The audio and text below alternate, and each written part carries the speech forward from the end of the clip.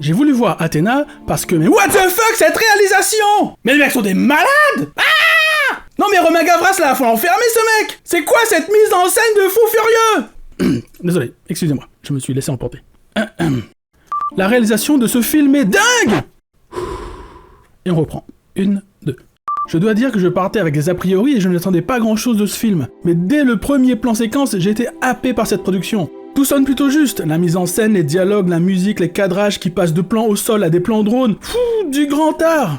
En tant que spectateur, on ne se rend pas compte de ce que cela demande comme préparation pour mettre en place des scènes qui incluent de la pyrotechnie. Cela demande une surveillance par des équipes techniques, des artificiers et des pompiers, au cas où si les feux ou les explosifs venaient à partir en couille. Parce que bon, le feu ça brûle, et l'eau ça mouille. Je suis tellement vieux. Mais en plus d'avoir des trucs qui pètent, qui brûlent et des acteurs qui balancent des cocktails molotov sur des cascadeurs, le film se permet de faire tout ça en plan séquence. C'est du délire! Mais cela offre une immersion totale dans la majeure partie des scènes du film. À plusieurs moments, j'étais sur le cul! Franchement, respect aux réalisateurs, aux acteurs, aux figurants et aux techniciens, chapeau les gars, mais quel boulot de fou! J'aimerais trop que Romain Gavras réalise un film de guerre contemporain ou médiéval, voire un film de super-héros ou de science-fiction avec ce style de réalisation. Voir des super-héros se mettre sur la gueule dans un plan séquence de fou, mais what? J'en tomberai de ma chaise! Bon, je me calme, on reprend.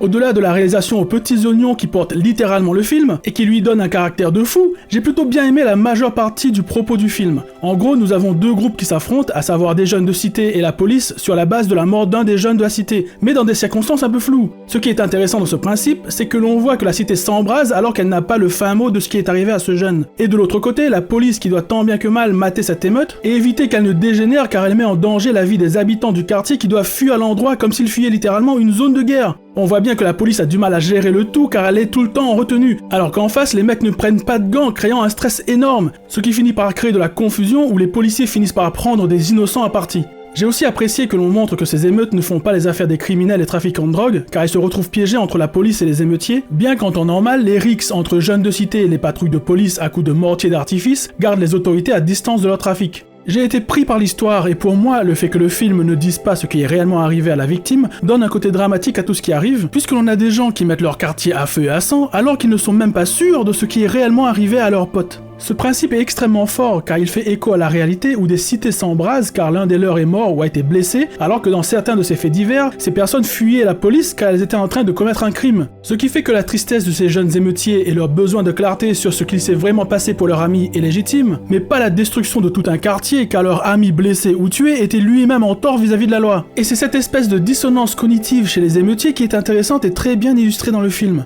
Au dernier tiers, le film devient un peu brouillon. Je n'ai plus trop compris où le scénario voulait en venir avec un traitement entre le réalisme et la métaphore. Et l'on a une fin en apothéose, certes un peu cliché, et fondue au noir sans que l'on sache ce qui s'est réellement passé et qui a tué ce jeune. Mais c'était trop beau! Malheureusement, le film nous donne le fin mot de ce qui est arrivé et qui sont à l'origine de ce meurtre. Et là, le film dégringole au 4e dessous en perdant totalement de ce qui faisait sa force et devient pour moi caricatural. En fait, ce qui m'a gêné dans cette exposition, c'est que ce qui fait la force de ce film, c'est que les émeutiers brûlent tout sans savoir. Et nous, spectateurs, en ne sachant pas ce qui s'est réellement passé non plus, cela nous met dans la même incompréhension et le même questionnement que ces émeutiers. Car la question que l'on se pose, c'est « serais-je allé aussi loin sans être sûr de ce qui est réellement arrivé à mon pote ?» Même si je comprends la volonté des créateurs dans cette exposition finale, je n'ai pas trouvé cette information ni intéressante ni pertinente car elle est en déconnexion avec la réalité alors que jusque-là le film était plutôt crédible. Malgré tout, je vous conseille de voir Athéna, principalement pour sa réalisation qui porte littéralement le film et offre une immersion sans faille, aidée par des acteurs qui se donnent à fond même s'ils ne sont pas toujours justes dans leur jeu, mais vu le défi que c'est de faire de telles séquences, je leur pardonne volontiers ces quelques approximations. Par contre, oubliez la scène d'exposition à la fin qui pour moi ramollit le film et le fait basculer dans une caricature crasse. Aussi, je vous conseille d'aller voir le making-of du film sur YouTube, parce qu'en plus d'être une masterclass, il nous montre l'approche des créateurs du film d'autant d'un point de vue technique que social, et cela force le respect. Bref, je vous le conseille si vous voulez voir un quasi 1917 à la française en bien plus énervé, ou si vous êtes apolitique, parce que sinon vous allez avoir à boire et à manger pendant des mois.